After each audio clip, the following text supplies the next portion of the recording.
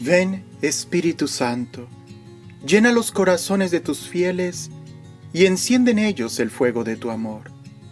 Envía tu Espíritu y serán creadas todas las cosas, y renovarás la faz de la tierra. Oremos. Oh Dios, que has instruido los corazones de tus fieles con luz del Espíritu Santo, concédenos que sintamos rectamente con el mismo Espíritu y gocemos siempre de su divino consuelo. Por Jesucristo nuestro Señor. Amén.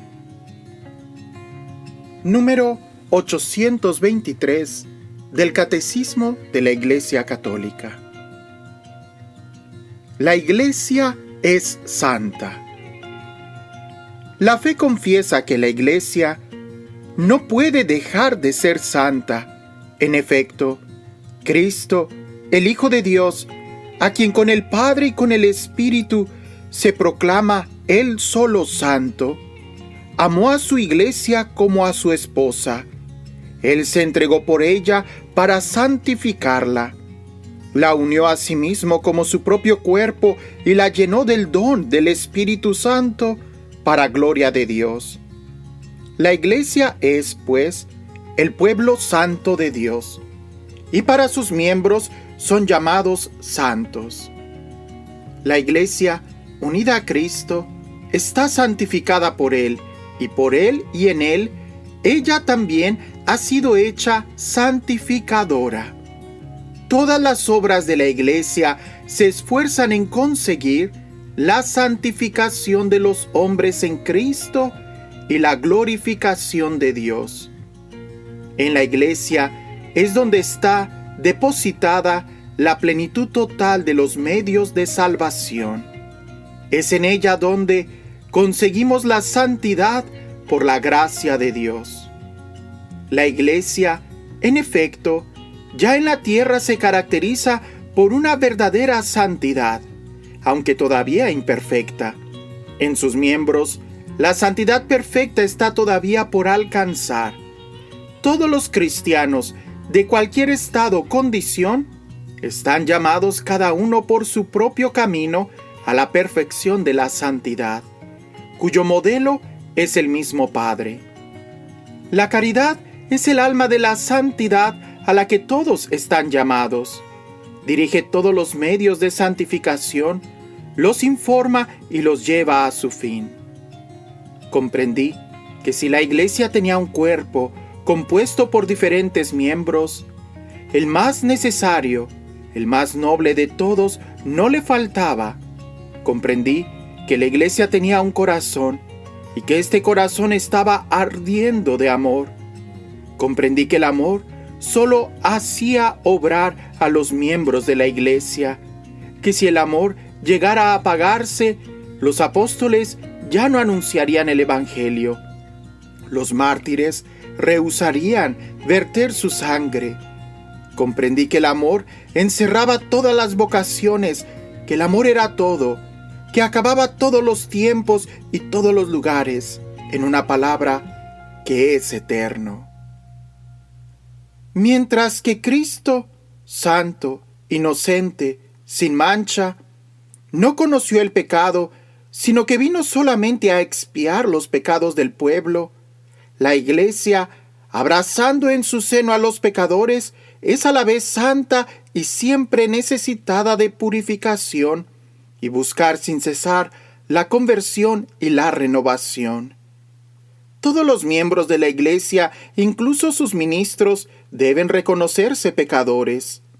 En todos, la cizaña del pecado todavía se encuentra mezclada con la buena semilla del Evangelio hasta el fin de los tiempos. La Iglesia, pues, congrega a pecadores alcanzados ya por la salvación de Cristo, pero aún en vías de santificación. La Iglesia es, pues, santa, aunque abarque en su seno pecadores, porque ella no goza de otra vida que de la vida de la gracia. Sus miembros, ciertamente, si se alimentan de esta vida, santifican. Si se apartan de ella, contraen pecados y manchas del alma. que impiden que la santidad de ella se difunda radiante, por lo que se aflige y hace penitencia por aquellos pecados, teniendo poder de librar de ellos a sus hijos por la sangre de Cristo y el don del Espíritu Santo.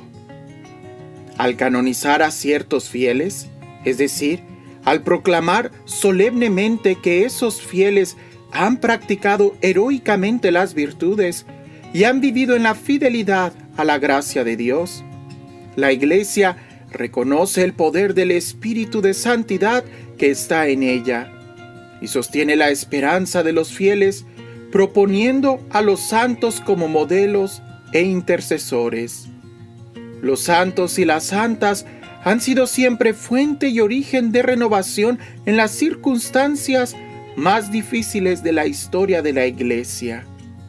En efecto, la santidad de la Iglesia es el secreto manantial y la medida infalible de su laboriosidad apostólica y de su ímpetu misionero.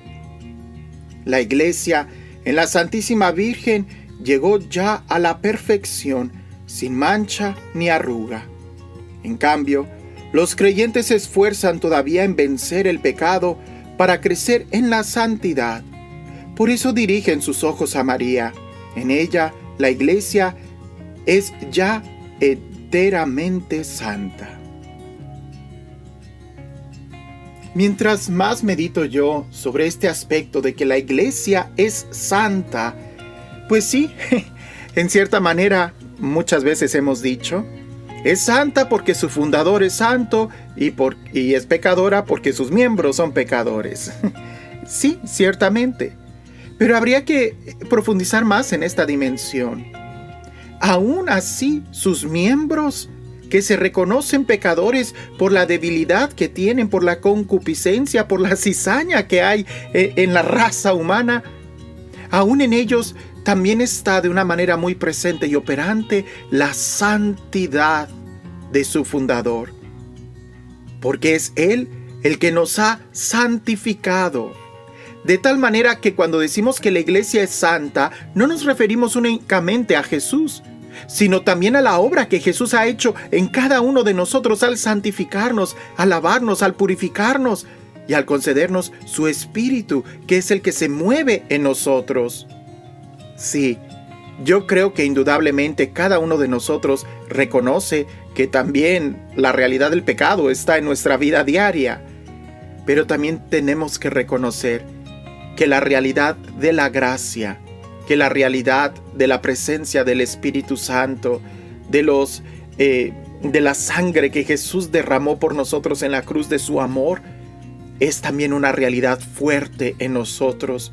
Y mientras más conscientes nos hagamos de este llamado a la santidad y en cierta forma de esta realidad, más fácil va a ser para nosotros entregarnos a Dios y responderle al llamado que Él nos hace, porque nosotros somos la Iglesia del Señor.